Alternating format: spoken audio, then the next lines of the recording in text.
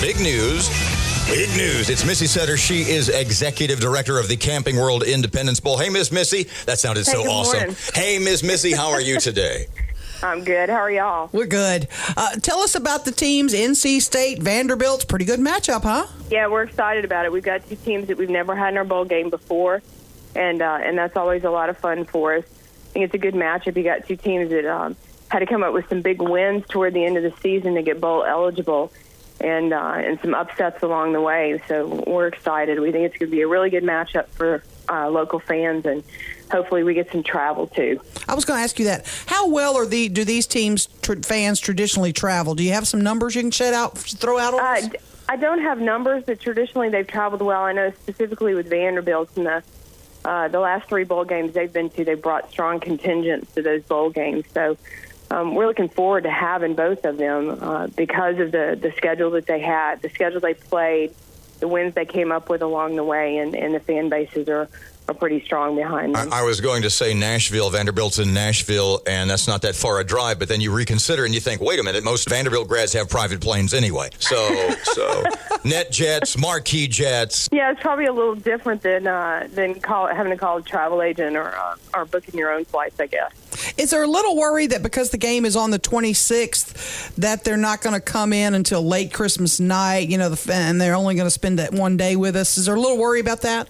Yeah, there's a concern. I mean, the game date, the day after Christmas, the good thing is it's a holiday for most people since Christmas falls on a Sunday, which makes it, you can still travel on Christmas evening. And I know we've done things like that with Thanksgiving and Christmas before to go to bowl games in the past.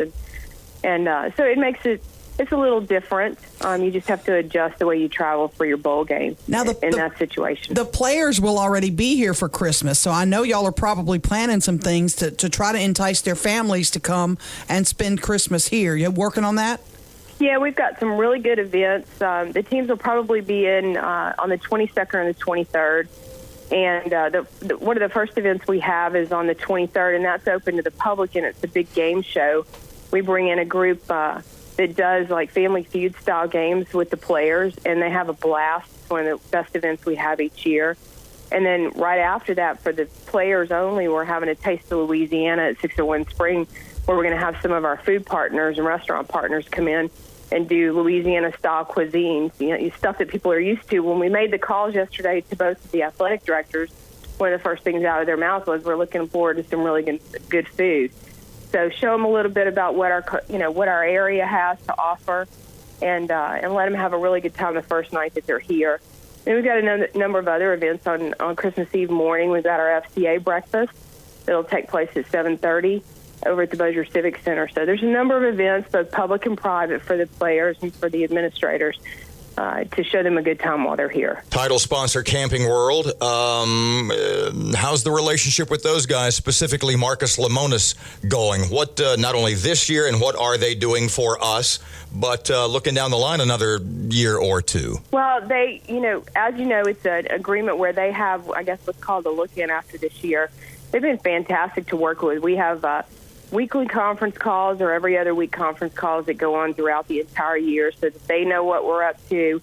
We know what they expect. We work together on a number of things. They come up with ideas, and we try to institute those ideas. So it's been a really good relationship, and we appreciate the fact that they've been so involved in it, and that they share things with us. I'm inferring from what you just said that the Camping World folks are a lot more involved with this bowl game than just stamping their name on it like a lot of big companies are. How specifically, when you guys are on the phone with them, or when Camping World representatives, when their people are here, what kind of ideas do you guys toss around? How are they directly involved with the game? Like I said, we have conference calls every other week at the very least, and as we get closer to the game, it's every week.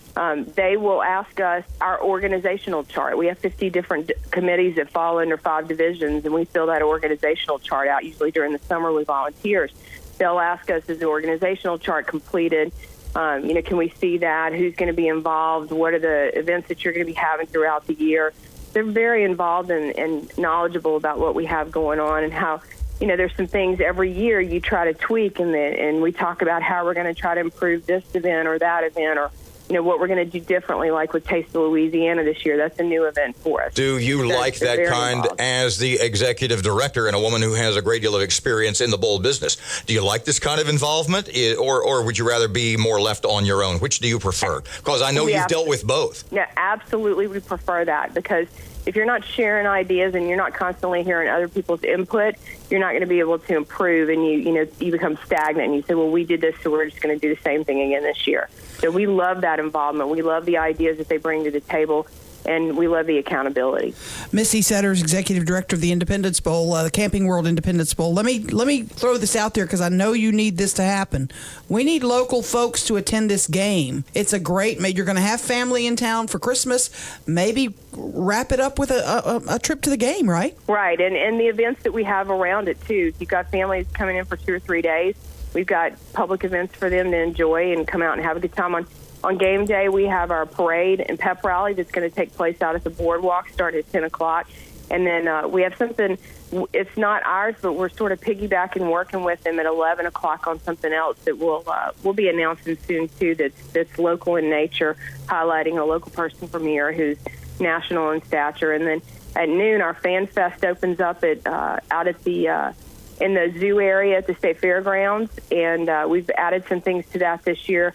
And then on game day, we've got Food Truck Row that we've added to the stadium. I think as of right now, we have 7 food trucks and 2 craft beer trucks. It'll be lined up on the east side inside the stadium on ground level.